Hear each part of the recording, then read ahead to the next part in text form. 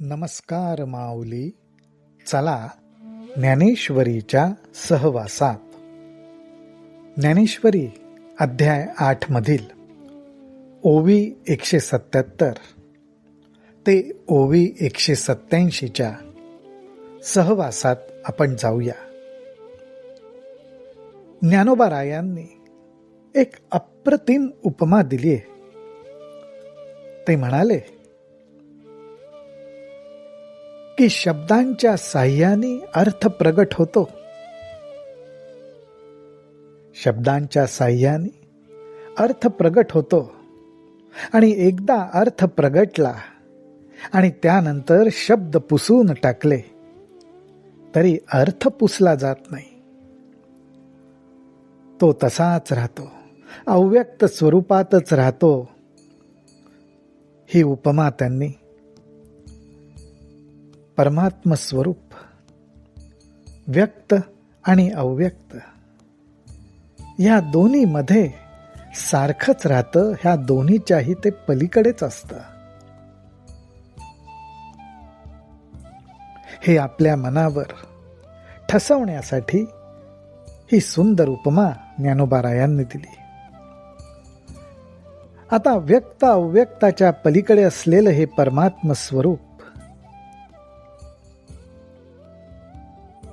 हे काही प्रमाणात आपल्याला समजावं, आपण त्याची कल्पना करू शकावी म्हणून ज्ञानोबारायांनी या विषयाचा विस्तार केला. ते म्हणतात, पाहे पाम तरंग तरी होत जात, परी तेथ उदकते अखंड असत, तेवी भूत अभावी नाशिवंत अविनाशचे. अहो, आपण बघतो पाण्यावर तरंग येतात आणि जातात. पण पाण्यावर तरंग आला म्हणजे पाणी उत्पन्न झालं आणि तरंग मावळला म्हणजे पाण्याचा नाश झाला असं काही होत नाही. पाण्यावर तरंग येतात आणि तरंग नाहीसेही होतात. त्याच्यामध्ये पाणी मात्र कायम असतं. त्याचप्रमाणे ही भूतसृष्टी प्रगट होते आणि नाहीशी होते, परंतु या दोन्ही क्रिया घडत असताना मात्र जे नाश होत नाही, जे सतत असतं, जे कायम स्वरूपी असतं, तेच परमात्म स्वरूप, तेच आपल्या सगुण साकार आराध्यचं मूळ स्वरूप.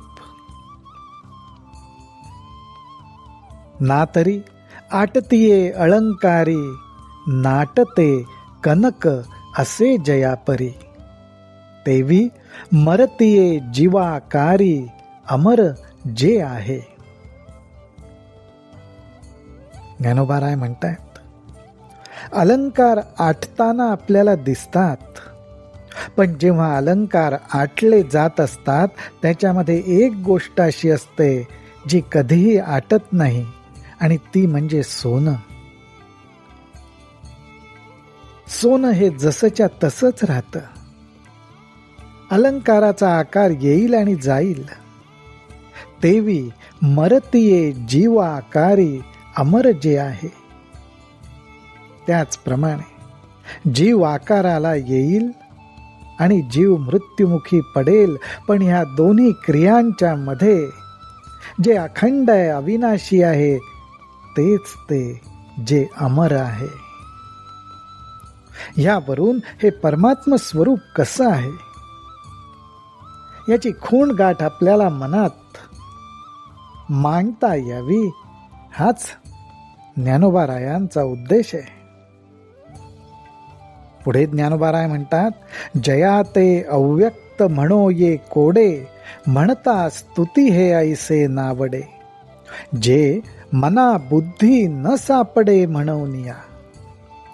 अहो, असं जे अमर परमात्म स्वरूप आहे ते मन आणि बुद्धीच्या साह्याने सापडत नाही. आणि त्याचं जर का काही वर्णन करायचं झालं तर मन आणि बुद्धीच्या सहाय्याशिवाय शक्य नाही. अशा ह्या परमात्म स्वरूपाचं कौतुक करायला जावं आणि म्हणून त्याला अव्यक्त म्हणावं तर ती त्याची स्तुतीही होत नाही. कारण का तर ते मनाच्या आणि बुद्धीच्या तावडीत येत नाही आणि त्याला अव्यक्त म्हणणं याच्यात मन आणि बुद्धीचा आधार घेतल्यासारखं झालं. आणि म्हणूनच आणि आकारा आलिया जयाचे निराकारपण नवचे, आणि आकारा आलिया जयाचे निराकारपण नवचे, आकार लोपे न विसंचे नित्यतागा.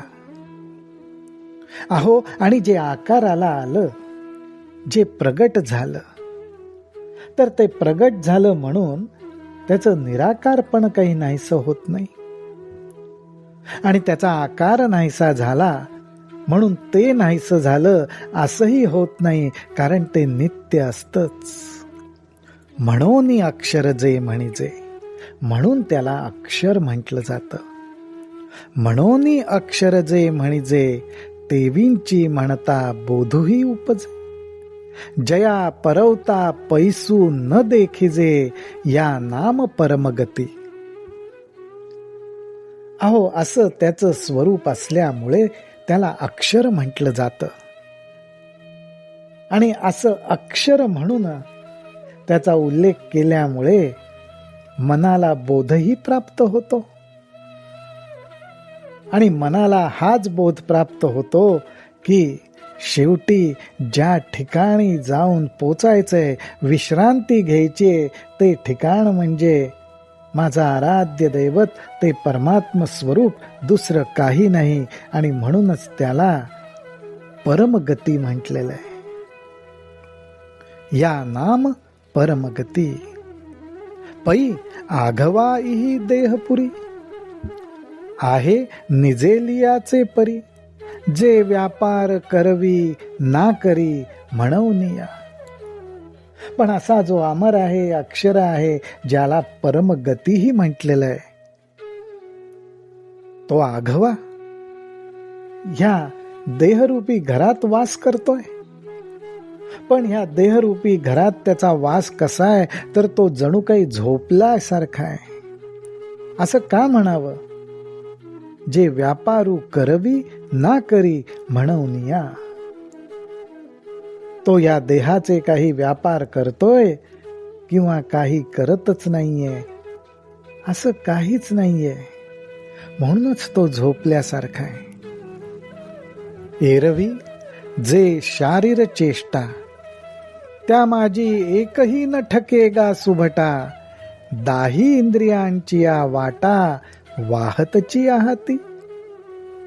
आणि जर पाहायला गेलं तर ह्या शरीराकडून ज्या काही चेष्टा, अर्थात जे काही कर्म घडतंय, अहो ते कर्म 10 इंद्रियांच्या आधारे वाहतच आहे. पण ह्या 10 इंद्रियांच्या साह्याने कर्म जे वाहतय त्याच्यामध्ये हा कुठेही सापडत नाही. उकलूनी विषयांचा पेठा, होत मनाचा चोहटा. तो सुखदुःखाचा राजवांटा, भीतराही पावे. अहो, आणि हे 10 इंद्रियांच्या साह्याने जे कर्माचं वाहन आहे ते कुठे? विषयांचा पेठा, विषयरूपी बाजारपेठ आहे. त्या विषयरूपी बाजारपेठेमध्ये ह्या कर्मांचा पसारा वाढलेला आहे. आणि त्या बाजारपेठेत हे मन जाऊन बसतं आणि मग तो सुखदुःखाचा राजवाटा भीतराही पावे. ज्याप्रमाणे शहरामध्ये, राज्यामध्ये जो काही व्यवहार होतो त्याचा लाभ राजाच्या खजिन्यात जाऊन पडतो, त्याचप्रमाणे ह्या विषयरूपी बाजारपेठेत जो काही सुखदुःखांचा व्यवहार होतो त्याचा लाभ भीतराही पावे म्हणजे मनाला येऊन प्राप्त होतो. मनाला त्याचा अनुभव मिळतो. परंतु हा पुरुष, हा अक्षर, अमर, परमगती असा परमात्मा मात्र ह्याहून निराळाच असतो. परी राओ पहुडलिया सुखे, जैसा देशींचा व्यापारू न ठके, प्रजा आपुला लेनी अभिलाखे, करीतची असती. ज्ञानोबाराय म्हणतात, अहो पण ज्याप्रमाणे राज्याचा स्वामी अर्थात राजा, हा राजा जर का पहुडला असेल अर्थात सुखाने झोपला असेल, असं जरी झालं तरी त्यामुळे राज्याचा व्यापार काही बंद पडत नाही. देशातले सर्व व्यापार मात्र चालूच राहतात. कारण प्रजा आपापल्या इच्छेप्रमाणे, आवडीप्रमाणे ते व्यापार करत असते. ज्ञानोबारायांना हेच म्हणायचंय. देहाला प्राप्त झालेली इंद्रिय विषयांच्या मागे धावतात आणि विषयांमध्ये असलेली आवड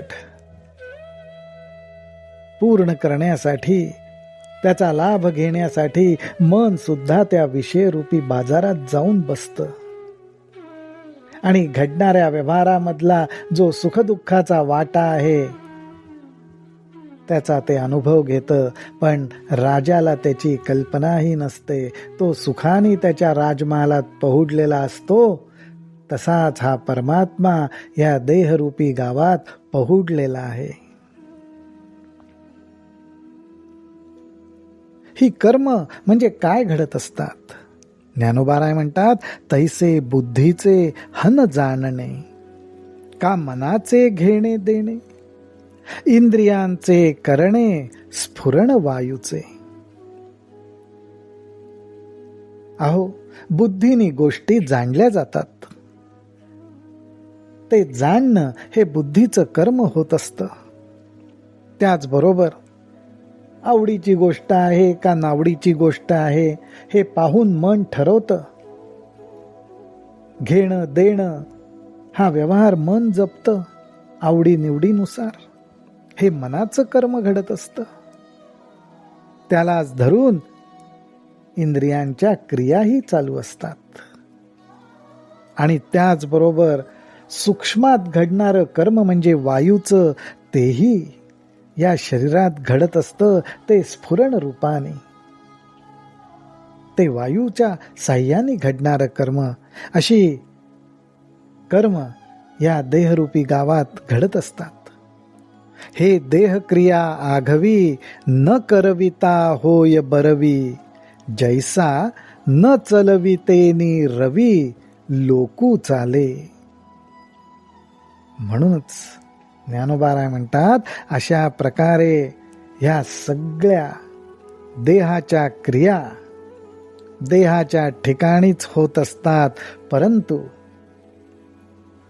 ह्या आत्मस्वरूपाला त्याची काही कल्पनाही नसते. तो आरामात पहुडलेला असतो. तो फक्त साक्षी असतो. हे कसं?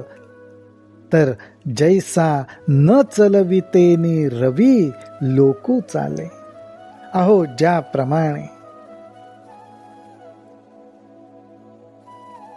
सूर्योदय होतो, सूर्यास्त होतो आणि त्याला धरून सर्व लोकांचे व्यवहार, सर्व प्राणीमात्रांचे व्यवहार ह्या सृष्टीमध्ये चालत असतात.